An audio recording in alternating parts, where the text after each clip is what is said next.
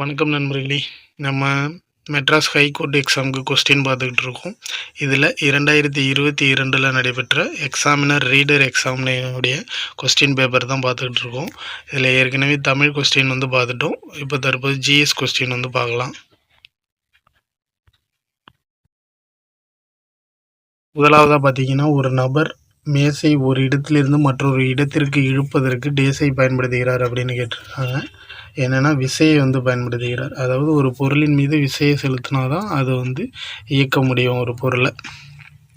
அடுத்த கேள்வி பார்த்தீங்கன்னா, இருசக்கர வாகனத்தில் சுருள்வில் அமைப்புகளும் அதிர்வுறிஞ்சிகளும் பொருத்தப்பட்டிருக்கும். ஏனெனில் அவைகள் சீரற்ற சாலைகளில் நகரும் போது ஏற்படும் அதிர்வுகளை குறைக்க உதவுகிறது. அதாவது நம்ம பைக்கில் போகிறப்போ நம்ம அதிர்வு அதிகமாக ஏற்படாமல் இருக்கிறதுக்கு இந்த ஸ்ப்ரிங் ஷேக் அப்சர் தான் காரணமாக இருக்குது. அடுத்த கேள்வி பார்த்தீங்கன்னா, தன் சுய ஒளியை வெளியிடும் பொருள் எதுனா ஒளிரும் பொருள் அப்படின்ட்டு அழைக்கிறாங்க. இந்த ஒளிரும் பொருளில் எடுத்துக்காட்டு என்னென்னா சூரியன். இந்த சூரியன் தன்னைத்தானே ஒளிரும். ஆனால் நிலவு கிடையாது. நிலவு சூரியன்கிட்டேருந்து வாங்கி அது பிரகாசிக்குது. சூரியனுடைய ஒளியை தான் அது பிரகாசிக்குது. கேள்வி பார்த்தீங்கன்னா, கண் பார்வையில் நுழையும் ஒளிக்கதிர்கள் அளவை கட்டுப்படுத்தும் கண்ணின் நிறமுடைய பகுதி டேஸ் என்று அழைக்கப்படுகிறதுனா கருவிழி, ஐரிஸ். அதாவது இந்த கருவிழி என்னென்னா விழித்திரையில் உள்ள கடைசி உறுப்பு தான் இந்த கருவிழி. இந்த கருவிழியில் பின்பமானது தலைகீழாக விழும். அதன் பிறகு என்ன பண்ணால் மூளை தான் இந்த பின்பத்தை நேராக மாற்றுகிறது. இந்த கார்னியானா என்னன்னு பார்த்தீங்கன்னா, வெளிப்புற பகுதியில் உள்ளது தான் இந்த கார்னியாங்கிறது. இது கண்மணி கருவிழியை மூடி பாதுகாக்கிறது. அடுத்த கேள்வி என்னென்னு பார்த்தீங்கன்னா, நட்சத்திரங்கள் போன்ற நீண்ட தூரத்தில் இருக்கும் பொருட்களை பார்க்க பயன்படும் கருவியின் பெயரை குறிப்பிடவும்னு கேட்டிருக்காங்க. இதற்கு ஆன்சர் பார்த்தீங்கன்னா தொலைநோக்கி. இந்த தொலைநோக்கியை கண்டுபிடித்தவர் யாருன்னா கலிலியோ கலிலி. அடுத்து பார்த்தீங்கன்னா, கீழ்கண்ட கூற்றுகளில் உண்மைத்தன்மையை கண்டறிவோம் அப்படின்னு கேட்டிருக்காங்க. முதலாவது பார்த்தீங்கன்னா, ஒரு பொருளை சூடாக்கும் போது அதன் வெப்பநிலை குறைகிறதுன்னு போட்டிருக்காங்க. இது தவறு. வெப்பநிலை அதிகரிக்கும். அடுத்து சூடாக்கும் போது பொருள் விரிவடைகிறது. ஆமாம், அதில் உள்ள மூலக்கூறுகள் விரிவடையும். அப்போ ஆப்ஷன் ஏ. மேஜை விசிறியை நீண்ட நேரம் பயன்படுத்தி அதை அணைத்த பின் மோட்டார் பெட்டியை தொடும்போது மோட்டார் பெட்டி சூடாக இருக்கும் அப்படின்ட்டு சொல்கிறாங்க. இதற்கு காரணம் என்னென்னா மின்னோட்டத்தின் வெப்ப விளைவின் காரணமாக தான் மோட்டார் பெட்டி சூடாக இருக்குது. அடுத்த கேள்வி என்னன்னு பார்த்தீங்கன்னா, நம் வீடுகளில் மின் உபயோகத்தை தீர்மானிக்க பயன்படும் 2 காரணிகள். இதில் பார்த்தீங்கன்னா மின்சாரத்தின் அளவு மற்றும் பயன்பாட்டின் நேரம். அடுத்த கேள்வி பார்த்தீங்கன்னா, அசல் ஒளி அலையில் டேஸ் காரணமாக எதிரொலி நிகழ்கிறது அப்படின்ட்டு கேட்டிருக்காங்க. இந்த எதிரொலி பிரதிபலிப்பு காரணமாக தான், ரிஃப்ளெக்ஷன் காரணமாக தான் நிகழ்கிறது. அதாவது ஒரு நம்மளுடைய சவுண்டை ஒளி ஒரு பொருளின் மீது பட்டு அதிலிருந்து ரிஃப்ளெக்ஷன் பிரதிபலிக்கிறதுனால தான் எதிரொலி ஏற்பட்டுகிறது. அதாவது எக்கோ சவுண்டு ஏன் கேட்குதுன்னா பிரதிபலிப்புனால தான் கேட்குது. அடுத்த கேள்வி பார்த்தீங்கன்னா, ஒரு கனிமத்திலிருந்து பெரிய அளவில் எளிதாகவும் அதிக செலவின்றி பிரித்தெடுக்கக்கூடிய உலோகம் எதுனா தாது. அடுத்த கேள்வி பார்த்தீங்கன்னா, ரசக்கலவை என்பது டேஸ் உடன் உலோகம் சேர்ந்த கலவையாகும் அப்படின்னு கேட்டிருக்காங்க. இதற்கு ஆன்சர் என்னென்னா பாதரசம். இந்த பாதரசம் திரவ நிலையில் உள்ள ஒரே உலோகம் தான் இந்த பாதரசம். இந்த அலுமினியம் பார்த்தீங்கன்னா மிகவும் லேசான உலோகம் தான் இந்த அலுமினியம். அடுத்து பார்த்தீங்கன்னா, ஒரு கார் எரிபொருளை கொண்டு எவ்வாறு இயங்குகிறதுன்னு கேட்டிருக்காங்க. எரிபொருள் எரிக்கப்படுவதால். அடுத்து பார்த்தீங்கன்னா, மீனின் இதயத்தில் எத்தனை அறைகள் உள்ளனன்னு கேட்டிருக்காங்க. அதற்கு ஆன்சர் பார்த்தீங்கன்னா 2. இது மனிதன் 4 அறைகள் மனிதனின் இதயம் 4 அறைகளை கொண்டது. மனிதனின் முக்கிய இரத்த வகைகள் யாவை அப்படின்னு கேட்டிருக்காங்க. ஏ, பி, ஏபி மற்றும் ஓ. இதுதான் முதன்மையான வகைகள். அடுத்து பார்த்தீங்கன்னா, இந்திய தேசிய அளவிலான குடும்ப கட்டுப்பாடு திட்டம் எப்போது தொடங்கப்பட்டதுன்னு கேட்டிருக்காங்க. 1952. அதாவது இந்த குடும்ப கட்டுப்பாடு திட்டம் தொடங்கிய முதல் நாடு இந்தியா தான். அடுத்து பார்த்தீங்கன்னா, ஒவ்வொரு வருடமும் எந்த நாள் மாதவிடாய் சுகாதார நாளாக அனுசரிக்கப்படுகிறதுன்னு கேட்டிருக்காங்க. மே 28. அடுத்து பார்த்தீங்கன்னா, ஒவ்வொரு மனித செல்லிலும் பொதுவாக டேஸ் ஜோடி குரோமோசோம்கள் உள்ளன அப்படின்னு கேட்டிருக்காங்க. மொத்தமா பார்த்தீங்கன்னா, ஜோடின்னு வந்தா 23 குரோமோசோம்கள். மொத்தமா பார்த்தீங்கன்னா, 46 குரோமோசோம்கள் இருக்கும். இதில வந்து 22 குரோமோசோம்கள் வந்து ஆட்டோசோம் அப்படின்ட்டு பேரு. 23வது குரோமோசோம் வந்து அல்லோசோம். அதுதான் அந்த கடைசி குரோமோசோம் தான் நம்மளுடைய பால் வந்து நிர்ணயம் வந்து செய்யுது. எக்ஸ் அல்லது ஒய் குரோமோசோம். இதிலே வந்து 47 குரோமோசோம்கள் இருந்துச்சுன்னா, அதுதான் வந்து டவுன் சிண்ட்ரோம் நோய் ஏற்பட காரணமா இருக்கிறது. புதை உயிர் படிவங்கள் டேஸ் பாதுகாக்கப்பட்ட பழங்கால உயிரிகளை பற்றிய ஆதாரமாக விளங்குகிறது அப்படின்னு கேட்டிருக்காங்க. இயற்கை செயல்முறைகளால் வந்து பாதுகாக்கப்பட்டிருக்காங்க. அடுத்து பார்த்தீங்கன்னா, குழந்தை உதவி எண் எது அப்படின்னு கேட்டிருக்காங்க. 1908 1098 இதுதான் குழந்தைக்கான ஹெல்ப்லைன். அடுத்து பார்த்தீங்கன்னா, கிளர்ச்சியை தூண்டும் மிகவும் தீங்கு விளைவிக்கும் நச்சுத்தன்மை வாய்ந்த டேஸ் பொருள் ஒருவரை புகையிலைக்கு அடிமையாக்குகிறது. புகையிலையில் உள்ள நச்சுத்தன்மை வாய்ந்த பொருள் எதுனா நிக்கோட்டின். அடுத்து பார்த்தீங்கன்னா, ஹெச்ஐவியோட விரிவாக்கம் கேட்டிருக்காங்க. இது என்னென்னா ஹியூமன் இம்யூனோ டிஃபிஷியன்சி வைரஸ், அதாவது மனித தடைக்காப்பு குறைபாடு வைரஸ். அடுத்து பார்த்தீங்கன்னா, சூரிய மின்கலம். சூரிய மின்கலம் வந்து சூரிய ஒளியை நேரடியாக மின்சாரமாக மாற்றும் டேஸால் ஆனது அப்படிங்கிறாங்க. இது என்னென்னா சிலிக்கானால் அதிகமாக உருவாக்கப்பட்டிருக்கு.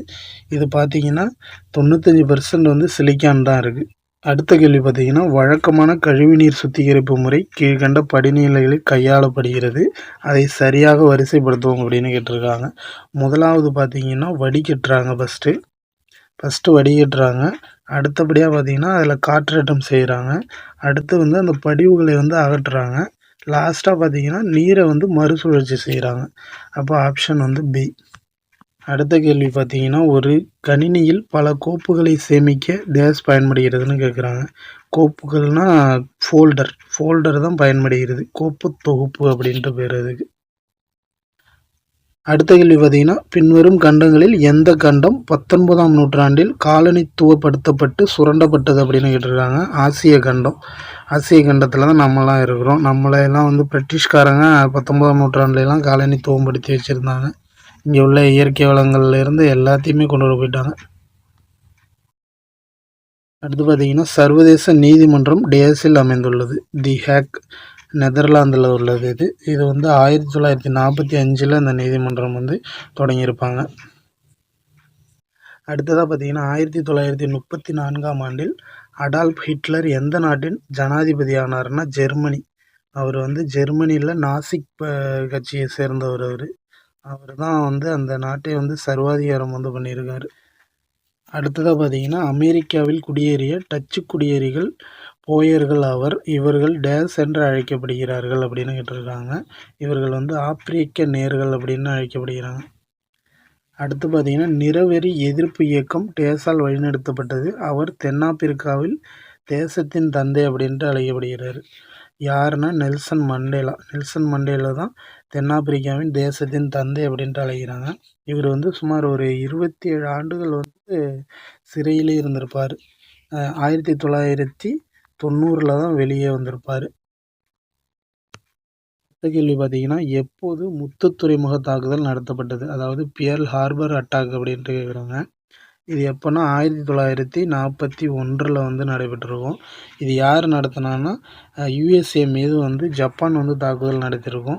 இந்த ஜப்பான் தாக்குதல் நடத்தின பிறகு அமெரிக்காவானது வந்து ஜப்பான் மீது திரும்ப தாக்குதல் தொடுத்திருக்கும். அப்போது தான் வந்து 2ஆம் உலகப் போர் வேர்ல்டு வார் வந்து உருவாகியிருக்கும். அடுத்ததாக பார்த்தீங்கன்னா, மனித உரிமைகளுக்கான உலகளாவிய பிரகடனம் ஜெர்மனியில் நடந்த டேஸ் பிறகு உருவாக்கப்பட்டது அப்படின்னு கேட்டிருக்காங்க. பேரழிவுக்கு பிறகு. அந்த ஜெர்மனியில் நடந்த பேரழிவுக்கு பிறகு தான் இந்த மனித உரிமைகளுக்கான உலகளாவிய பிரகடனம் வந்து ஏற்றுக்கொள்ளப்பட்டிருக்கும். இது எப்போன்னா 1948 டிசம்பர் 10 தான் மனித உரிமைகளுக்கான உலகளாவிய பிரகடனம் வந்து ஏற்றுக்கொள்ளப்பட்டது. அடுத்ததாக பார்த்தீங்கன்னா, பின்வருவனவற்றில் எது ஐக்கிய நாடுகள் சபையின் அங்கம் இல்லை அப்படின்னு கேட்குறாங்க.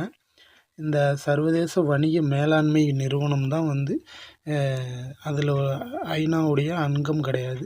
மற்ற 3 அமைப்புகளும் வந்து ஐநாவுடைய அங்கமாக இருக்குது. இது ஒரு இன்ஸ்டிடியூஷன், அதாவது வணிக மேலாண்மை பற்றி படிக்கிற ஒரு இன்ஸ்டிடியூஷன். அடுத்தது பார்த்தீங்கன்னா 1829 இந்தியாவில் உடன்கட்டை ஏறுதல் சதி என்னும் பழக்கத்தை வந்து ஒழிப்பதில் முக்கிய பங்கு வகித்தவர் யாருன்னு கேட்டிருக்காங்க. இதுக்கு ஆப்ஷன் பார்த்தீங்கன்னா ராஜாராம் மோகன் ராய் தான் ஆன்சர்.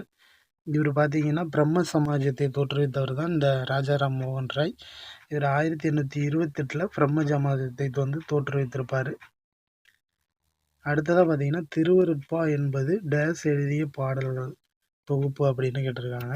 யாருன்னா வள்ளலார் ராமலிங்க அடிகள் எழுதிய பாடல்களின் தொகுப்பு தான் திருவருட்பா. இந்த அயோத்திதாசர் யாருன்னு பார்த்தீங்கன்னா தென்னிந்தியாவின் சமூக சீர்திருத்தத்தின் தந்தை அப்படின்ட்டு அழைக்கப்படுகிறாரு. இந்த அயோத்திதாசர் வந்து 1875 அத்வதானந்த சபா அப்படின்ட்டு ஒரு சபையை வந்து ஏற்படுத்தியிருப்பார். அடுத்து பார்த்தீங்கன்னா 1891 திராவிட மகாஜன சபை அப்படிங்கிற இயக்கத்தை வந்து ஏற்படுத்தியிருப்பார். அடுத்து இவரை வந்து திராவிட இயக்கத்தின் முன்னோடி அப்படின்ட்டு அழைக்கிறாங்க. அடுத்த கேள்வி பார்த்தீங்கன்னா வேலு நாச்சியாரின் உண்மையுள்ள நண்பரான குயிலி தலைமையிலான பெண்களின் படைப்பிரிவு டேஸ் என அழைக்கப்பட்டதுன்னு கேட்டிருக்காங்க. இதுக்கு ஆன்சர் பார்த்தீங்கன்னா உடையாள். அடுத்த கேள்வி பார்த்தீங்கன்னா பஞ்சாப் கேசரி என அழைக்கப்படுபவர் யாருன்னா லாலா லஜபதி ராய். இந்த லால் பகதூர் சாஸ்திரி வந்து இந்தியாவுடைய 2வது பிரதமராக இருந்தவர். அடுத்து பார்த்தீங்கன்னா பிங்களி வெங்கையாங்கிறவர் யாருன்னா தேசிய கொடியை வடிவமைத்தார். அடுத்த கேள்வி பார்த்தீங்கன்னா சுதேசி காலத்தில் வ.உ. சிதம்பரனார் சுதேசி கப்பல் நிறுவனத்தை தொடங்கிய இடம் எதுன்னு கேட்டிருக்காங்க. தூத்துக்குடியில் தான் வந்து வ.உ.சி. கப்பல் நிறுவனத்தை வந்து தொடங்கியிருப்பார். அடுத்ததாக பார்த்தீங்கன்னா மகாத்மா காந்தியால் கருப்பு சட்டம் என்று அழைக்கப்பட்டு டேஸுக்கு எதிராக நாடு தழுவிய சத்தியாகிரகத்திற்கு அழைப்பு விடுக்கப்பட்டது அப்படின்னு கேட்டிருக்காங்க. இதற்கு ஆன்சர் பார்த்தீங்கன்னா ரவுலட் சட்டம். அடுத்ததாக பார்த்தீங்கன்னா ரவீந்திரநாத் தாகூர் வந்து நைட்வுட் பட்டத்தை வந்து இந்த ரவுலட் சட்டத்திற்கு எதிராக வந்து திறந்திருப்பார். அடுத்த கேள்வி பார்த்தீங்கன்னா ராஜாஜி அவர்களால் தமிழ்நாட்டில் நடத்திய உப்பு சத்தியாகிரக யாத்திரை டேஸ் முதல் வேதாரண்யம் வரை நடைபெற்றது அப்படின்னு கேட்டிருக்காங்க. இதற்கான ஆன்சர் பார்த்தீங்கன்னா திருச்சிராப்பள்ளியிலிருந்து தான் வேதாரண்யம் வரை வந்து ராஜாஜி அவர்கள் வந்து இந்த உப்பு சத்தியாகிரக யாத்திரை வந்து மேற்கொண்டிருப்பார்.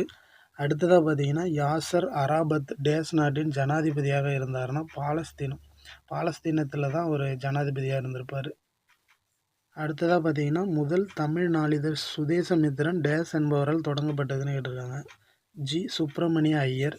இவர் தான் வந்து இந்த நாளிதழை வந்து தொடங்கியிருப்பார். இந்த சுதேசமித்திரனில் பாரதியார் அவர்கள் வந்து உதவி ஆசிரியராக பணியாற்றியிருப்பார். பிறகு ஆசிரியராக வந்து நியமிக்கப்பட்டிருப்பார். அடுத்ததாக பார்த்தீங்கன்னா டி. முத்துசாமி என்பவர் யாருன்னா சென்னை உயர்நீதிமன்றத்தின் நீதிபதியாக முதல் இந்தியர் அவர் தான். நீதிபதியாக பதவியேற்ற முதல் இந்தியர் யாருன்னா டி. முத்துசாமி அவர்கள். அடுத்து பார்த்தீங்கன்னா கீழ்கண்டவர்களில் வந்து கொடிகாத்த குமரன் என்று போற்றப்படுபவர் யாருன்னு கேட்டிருக்காங்க. O.K.S.R. குமாரசாமி முதலியார். அவர் தான் கொடிகாத்த குமரன் அப்படின்ட்டு அழைக்கப்படுறாங்க. இந்த டி. பிரகாசம் என்பவர் யாருன்னா ஆந்திர கேசரி அப்படின்ட்டு அழைக்கப்படுறாரு. தமிழ் இலக்கியத்தின் ஆரம்பகால உரையான திருக்குறள் வெளியிடப்பட்ட ஆண்டு 1812. இந்த திருக்குறளை வந்து 1812 தஞ்சை ஞானப்பிரகாசர் என்பவர் தான் முதல்ல வெளியிட்டிருப்பார். அடுத்ததாக பார்த்தீங்கன்னா தனித்தமிழ் இயக்கத்தின் நிறுவனர் யாருன்னு கேட்டிருக்காங்க. இதற்கான ஆன்சர் பார்த்தீங்கன்னா மறைமலை அடிகள். இவர் சூரியநாராயண சாஸ்திரி யாருன்னா பரிதிமாற் கலைஞர். இந்த மறைமலை அடிகள் தான் வந்து தனித்தமிழ் இயக்கத்தின் தந்தை என்று அழைக்கப்படுகிறார். அடுத்து பார்த்தீங்கன்னா கீழ்கண்டவற்றில் சுயமரியாதை இயக்கத்தின் நிறுவனர் ஈ.வே. ராமசாமியை குறிக்காத பெயர் எதுன்னு கேட்டிருக்காங்க. இது மூன்றுமே வந்து அவரை குறிக்கும். பெரியார், வைக்கம் வீரர், சித்திரபுத்தன். இது மூன்றும். பரிதிமாற் கலைஞருங்கிறது ஒரு தனியால உள்ளவர். இந்த சுயமரியாதை இயக்கம் பார்த்திங்கன்னா 1925 வந்து ஈ.வே. பெரியார் அவர்களால் வந்து தொடங்கப்பட்டிருக்கும். இது வந்து பிறகு 1944 திராவிடர் கழகம் அப்படின்ட்டு மாற்றிருப்பாங்க. அடுத்ததாக பார்த்திங்கன்னா தொழிலாளர்களின் வர்க்கத்தின் பிரச்சனைகளை தீர்க்க சிங்காரவேலரால் வெளியிடப்பட்ட டேஸ் தொழிலாளன் ஆகும் அப்படின்னு கேட்டிருக்காங்க. என்னென்னா தமிழ் நாளிதழ் தான் இந்த தொழிலாளனுங்கிறது. அடுத்து ஆனைமலை, ஏலக்காய் மலை மற்றும் பழனிமலை ஆகியவை சந்திக்கும் பகுதி வந்து ஆனைமுடி என்று அழைக்கப்படுது. இந்த ஆனைமுடி தான் தென்னிந்தியாவின் மிக உயரமான சிகரம். மேற்கு தொடர்ச்சி மலையின் உயரமான சிகரமும் இதுதான். அடுத்ததாக பார்த்தீங்கன்னா, இந்தியாவில் பின்வரும் எந்த மாநிலத்தில் அதிக எண்ணிக்கையில் எருமைகள் உள்ளன அப்படின்னு கேட்டிருக்காங்க. இது பார்த்தீங்கன்னா ஆன்சர் உத்தரப்பிரதேசம். அடுத்ததாக பார்த்தீங்கன்னா, அலுமினியம் எதிலிருந்து பிரிக்கப்படுகிறதுன்னு கேட்டிருக்காங்க. பாக்சைட். இந்த டோலமைட்டுங்கிறது மெக்னீசியத்தினுடைய தாது. அடுத்ததாக பார்த்தீங்கன்னா, நீதிபதி திரு உதய் உமேஷ் லலித் என்பவர் வந்து இந்தியாவின் டேஸ் தலைமை நீதிபதி ஆவார் அப்படின்னு கேட்டிருக்காங்க. 49வது தலைமை நீதிபதியாக இருக்கிறாரு. இப்போதைக்கு பார்த்தீங்கன்னா 50வது நீதிபதியாக அவர்கள் வந்து TY சந்திரசூட் அவர்கள் வந்து நியமிக்கப்பட்டிருக்காங்க. தற்போது அவர் தான் இப்போ இந்திய உச்சநீதிமன்றத்தின் தலைமை நீதிபதியாக இருக்கார். ஓகே ஃப்ரெண்ட்ஸ், இதோட இந்த கொஸ்டின் வந்து முடியுது. பின்னாடி உள்ள கொஸ்டின் வந்து அடுத்த வீடியோவில் பார்க்கலாம். Thanks friends.